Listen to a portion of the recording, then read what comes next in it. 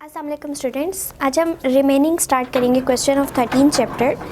13.15 question is describe two different types of capacitors. हमने describe करनी है two different type of capacitors. So basically पहले तो हमें पता होना चाहिए कि कैपेसिटर्स जो है किस किस टाइप के होते हैं। एक हमारे पास होते हैं फिक्स कैपेसिटर्स, एक होते हैं हमारे पास वेरिएबल कैपेसिटर्स। देन हमारे पास फिक्स कैपेसिटर में उसकी डिफरेंट टाइप्स आ जाती हैं, लाइक हमारे पास पेपर कैपेसिटर आ जाते हैं, माइका कैपेसिटर्स आ जाते हैं। वेरिएबल कैपेसिटर्स में वेरिएबल कैपेसिटर्स ही आ जाते हैं। सो ये हमारा एक पूरा लॉन्ग आर्टिकल बन जाता है जो कि टॉपिक नंबर है 13.8। सो इस क्वेश्चन के आंसर के लिए आप मेरा लेक्चर सुन सकते हैं on 13.8। The next question is 13.16। 13.16 question is what is the difference between variable capacitor and fixed type capacitor। So अभी हमने पहले बात की कि जो हमारे पास डिफरेंट टाइप ऑफ कैपेसिटर्स हैं उसमें सबसे पहले हमें पता होना चाहिए कि हमारे पास एक तो फिक्स टाइप कैपेसिटर्स होते हैं, एक वेरिएबल टाइप कैपेसिटर्स होते हैं। अब हमसे क्वेश्चन नंबर 13.16 में ये कहा गया है कि जो हम बात कर रहे हैं फिक्स कैपेसिटर्स की या वेरिएबल कैपेसिटर की, वो बेसिकली किस बिहाफ पे हम उनको कह रहे हैं, ठीक है। तो हमारे पास फिक्स कैपेसिटर्स क्या होते हैं? फिक्स कैपेसिटर्स दोज कैपेसिटर्स जिनके अंदर हम जिनको हम यूज़ कर रहे हैं, ठीक है, किसी भी डिवाइस में हमने उन्हें लगाया हुआ है, तो अब हम उनकी कैपेसिटेंस को चेंज नहीं कर सकते, ठीक है। सो उनकी कैपेसिटेंस क्या रहेगी? बेसिकली कैपेसिटेंस पे डिपेंड कर रहा है कि हमारा कैपेसिटर फिक्स्ड होगा या वेरिएबल होगा। सो कैपेसिटेंस जो है ये फिक्स्ड रहेगी, ठीक है। ड्यूरिंग अगर आप कोई भी डिवाइस को यूज़ कर रहे हो तो आप उस टाइम पे उसके अंदर से कैपेसिटर की कैपेसिटेंस को चेंज नहीं कर सकते। ऐसा नहीं हो सकता कि आपने एक फ़ैन है, ठीक है, उसके अंदर कैपेसिटर यूज़ किया और वो स्टोर कर सकता था चार्ज 15 कूलम, ठीक है। अब ऐसा नहीं है कि जब वो वर्किंग कंडीशन में है तो आप उसके अंदर चार्ज को बढ़ाना चाह रहे हैं तो आप ऑटोमेटिकली यहाँ से इसको कैपेसिटेंस को जो है चेंज कर लें। नहीं, ऐसा पॉसिबल नहीं है। तो वो कैपेसिटर्स जिनकी कैपेसिटेंस फिक्स रहती है उनको हम कहते हैं फिक्स कैपेसिटर्स, ठीक है, जिसमें हमारे पास आ जाती है एग्जांपल पेपर कैपेसिटर की। Paper capacitor and mica capacitors capacitors. So ये क्या है? हमारे पास एग्जाम्पल है। सो हमने किस भी हाफ पे इसको फिक्स कहा है? जस्ट ऑन कैपेसिटेंस, ठीक है। कैपेसिटेंस अगर फिक्स रहेगी किसी भी कैपेसिटर की तो उसको हम कहते हैं फिक्स कैपेसिटर। अब आते हैं वेरिएबल कैपेसिटर पे। वेरिएबल से ही पता चल रहा है कि अब इसको हम चेंज कर सकते हैं, ठीक है। फिक्स से पता चलता है कि फिक्स्ड है, उसको चेंज नहीं किया जा सकता। वेरिएबल से क्या पता चलता है कि इसको हम चेंज कर सकते हैं ड्यूरिंग परफॉर्मेंस, ठीक है। इवन अगर हम लोग किसी डिवाइस को यूज़ कर रहे हैं और उसको हम अपने जो विल के अकॉर्डिंग चेंज करना चाह रहे हैं, हम अपने उसको रिक्वायरमेंट के अकॉर्डिंग चेंज करना चाह रहे हैं तो हम उसको कर सकते हैं, ठीक है। तो ऐसे कैपेसिटर्स जिनकी कैपेसिटेंस को हम चेंज कर सकते हैं उन्हें कहते हैं variable capacitors. Capacitance can be changed, ठीक है। तो ऐसे कैपेसिटर्स में हमारे पास जो एग्जांपल आती है उसका नाम भी, हम जो कैपेसिटर यूज़ कर रहे होते हैं उसका नाम ही वेरिएबल कैपेसिटर्स है, ठीक है। सो इसमें एग्जांपल आ जाती है वेरिएबल कैपेसिटर्स की। सो ये हमने डिफरेंस बता दिया कि फिक्स कैपेसिटर क्या होते हैं, जिनकी कैपेसिटेंस फिक्स रहती है, उनको चेंज नहीं किया जा सकता। एंड देन हमने बता दिया कि वेरिएबल कैपेसिटर्स क्या होते हैं। एंड वेरिएबल कैपेसिटर्स वो हैं जिनकी कैपेसिटेंस को चेंज किया जा सकता है। एंड उसमें हमारे पास एग्जांपल कौन सी आ जाती है? वो हमारे पास वेरिएबल कैपेसिटर्स की ही एग्जांपल आती है। The next question is 13.17।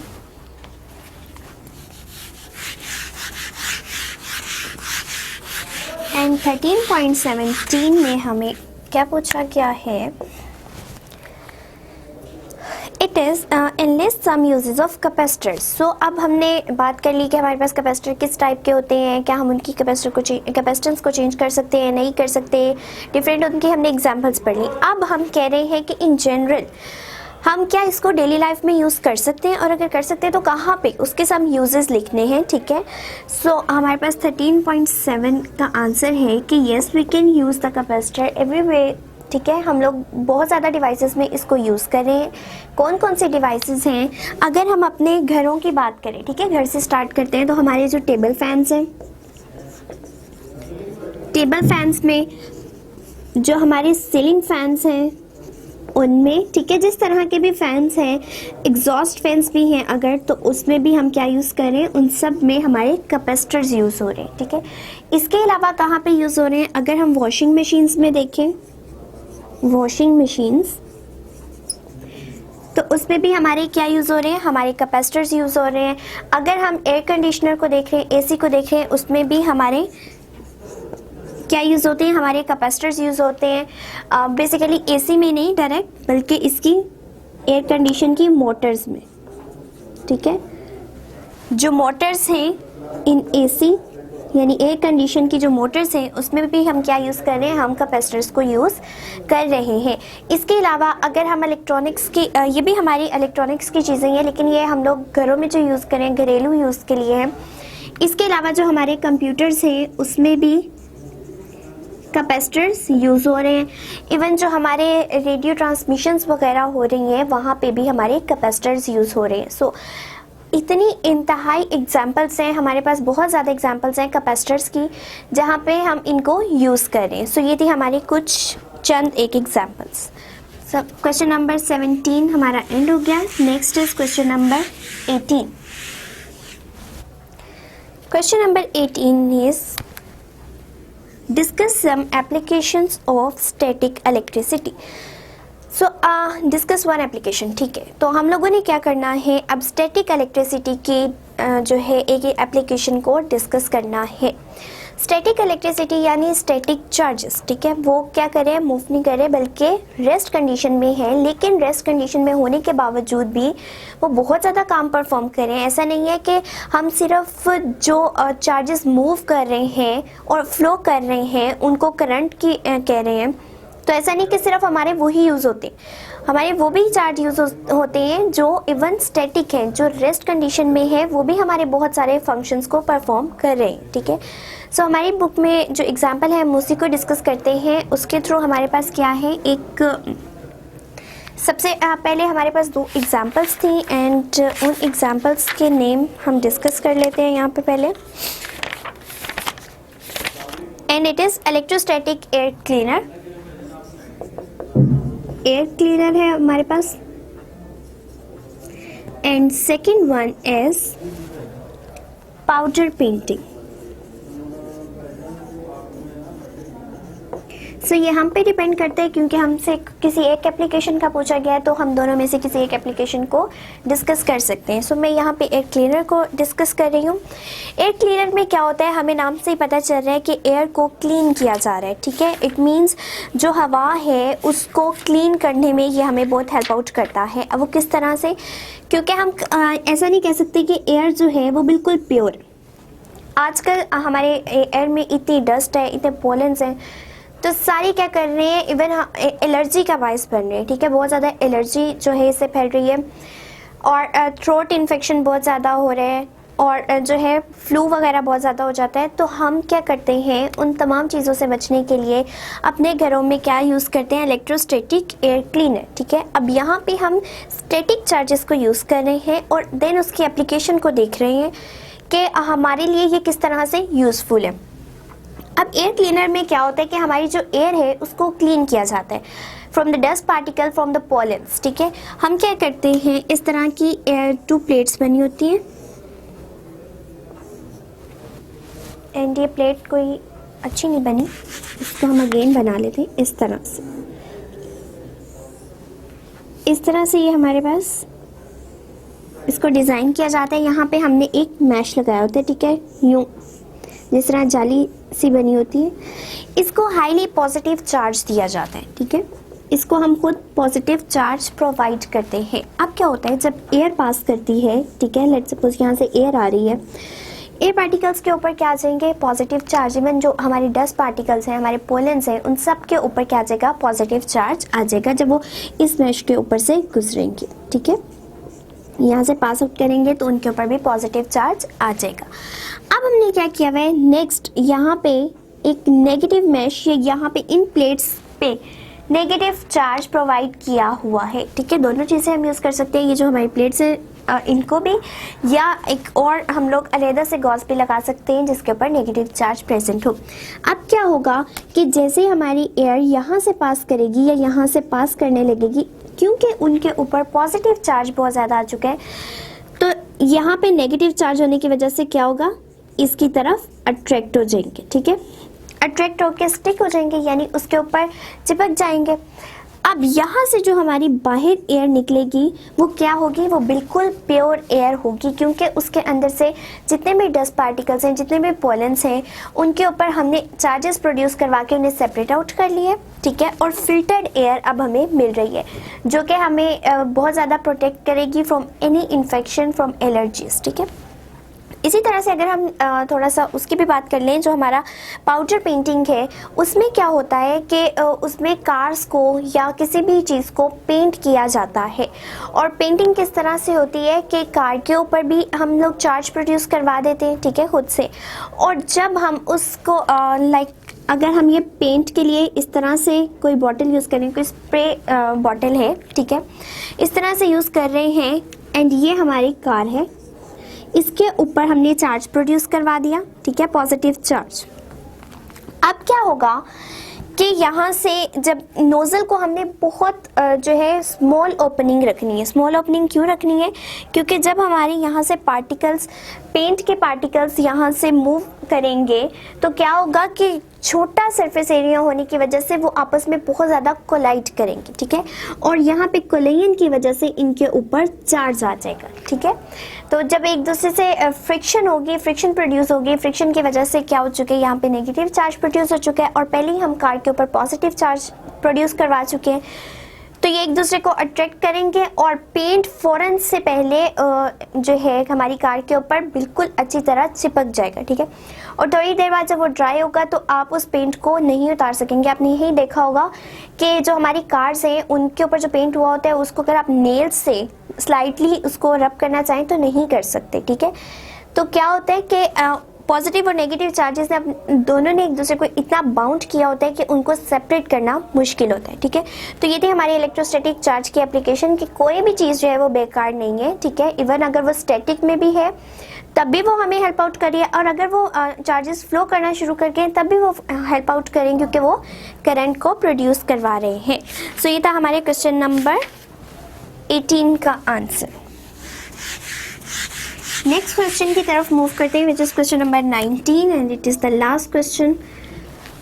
Review question, what are the hazards of static electricity. अभी हमने बात की कि स्टैटिक इलेक्ट्रिसिटी भी हमें स्टैटिक चार्जेस जो हैं वो भी बहुत हेल्प आउट कर रहे हैं, लेकिन अब उन्हें चूँकि हर चीज़ के कुछ ना कुछ फ़ायदे होते हैं और कुछ ना कुछ नुकसान होते हैं। ठीक है, तो अभी तो हमने पहले फ़ायदे देख लिए कि ये कहाँ कहाँ यूज़ हो रही है और हमें किस तरह से हेल्प आउट करी है। अब हम देखेंगे कि ये चार्जेस ऐसा भी है कि कहीं कहीं हमें नुकसान भी प्रोवाइड कर रहे हैं, नुकसान बहुत ज़्यादा कॉज करते हैं।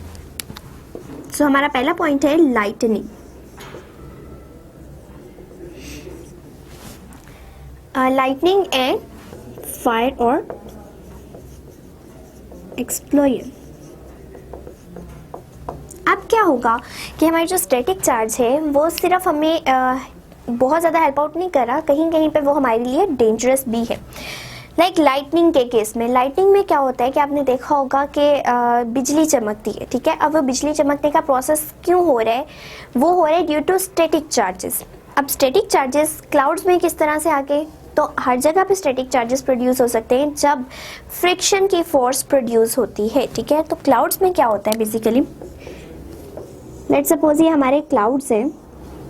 अब क्लाउड्स में वाटर मॉलिक्यूल्स भी प्रेजेंट है और वहाँ पे एयर भी प्रेजेंट है। ठीक है, तो क्या होगा कि वाटर मॉलिक्यूल और एयर मॉलिक्यूल्स के दरमियान क्या होगी, जब वो रगड़ प्रोड्यूस होगी तो वो क्या कर देंगे, एक दूसरे को चार्ज कर देंगे। ठीक है, अब यहाँ पे जो चार्ज प्रोड्यूस हो गया, let's suppose positive charge produce हो गया, दोनों के फ्रिक्शन की वजह से हमारे पास एक चार्ज प्रोड्यूस हो गया, और एक जगह पे एक तरह का चार्ज इकट्ठा शुरू हो गया। ठीक है, अब दूसरी साइड पे दूसरी तरह का। ठीक, ऐसा नहीं हो रहा कि जब फ्रिक्शन प्रोड्यूस हो रही है सिर्फ एक ही तरह का चार्ज प्रोड्यूस हो रहा है, दोनों टाइप के चार्जेस प्रोड्यूस हो रहे हैं। सो एक तरफ पे हमारे एक चार्जेस इकट्ठे होना शुरू हो जाएंगे, दूसरी साइड पे दूसरे।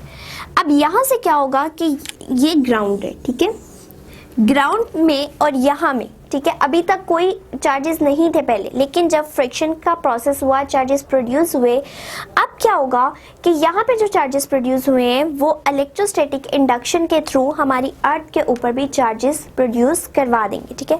अगर यहाँ पॉजिटिव है या नेगेटिव आ जाएगा। अगर यहाँ पे हम नेगेटिव लेते हैं तो हमारे यहाँ पे पॉजिटिव चार्ज जो है वो डेवलप हो जाएगा, ठीक है। अब क्या हुआ, नेगेटिव पॉजिटिव चार्ज डेवलप हो गए, ठीक है। एयर एक बहुत अच्छा कंडक्टर है, यहाँ पे एयर तो पहले ही प्रेजेंट थी, क्या हुआ, चार्जेस ने फ्लो करना शुरू कर दिया, ठीक है। इस तरह से जो है फ्लो करेंगे और क्या होगा, flow of charges is called the current, ठीक है। तो इलेक्ट्रिसिटी वहां पे क्या प्रोड्यूस हो जाएगा, लाइटनिंग का प्रोसेस प्रोड्यूस हो जाएगा, एक स्पार्क प्रोड्यूस हो जाएगा।